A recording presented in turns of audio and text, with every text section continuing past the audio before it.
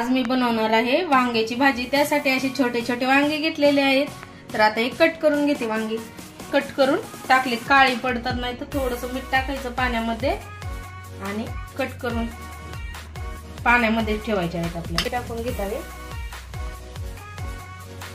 जिरे, मोहरी आणि यामध्ये काय टोमॅटो, कांदा, लसूण, अद्रक आणि कोथिंबीर याची पेस्ट करून घेतलेली आहे। मी दिले शेंगदाण्याची बारीक पावडर करून घेतलेली आहे।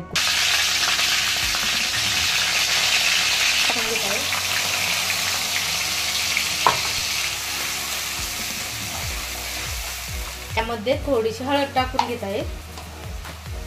खूप जास्त वांग्याच्या भाजीला खूप नाही टाकले हळद तरी पण चालते। मसाले टाकून घ्यायचे। हा घरचा मसाला आहे, एव्हरेस्टचा चिकन मसाला टाकून घेत आहे। एव्हरेस्ट चिकन मसाला, नगरी झटका मसाला थोडासा टाकून, सगळे मसाले थोडे थोडे टाकून घेतलेले आहेत आणि थोडासा मीठ मसाला टाकून घेतलेला आहे। चव छान येते वांग्याच्या भाजीला। तर सगळे मसाले टाकून घेतलेले आहेत। धना पावडर पण टाकायचे आहे आणि यामध्ये वांगे टाकून घेत आहे।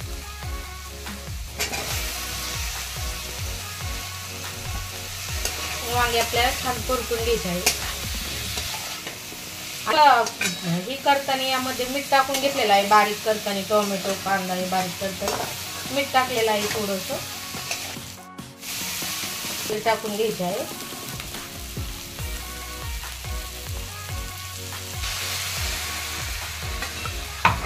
पाणी टाकून घेतलेलं आहे 1 ग्लास।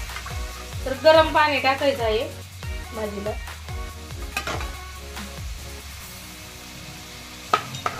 चवीनुसार मीठ टाकून घेत आहे आणि आपल्याला फुल गॅस करायचा आहे पहिल्यांदा, नंतर एक 2-3 मिनिटांनी कमी गॅस करून छान शिजून घ्यायचे आहे वांगे।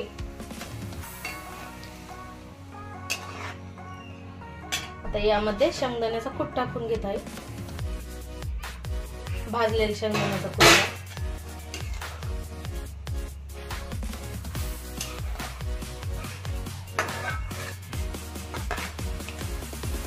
तर आता भाजी होऊन द्यायची आहे। खूप छान भाजी होती। या पद्धतीने एकदा करून बघा। तयार झालेली आहे खाण्यासाठी। थोडीशी मी आणखी कोथिंबीर टाकून घेतलेली आहे।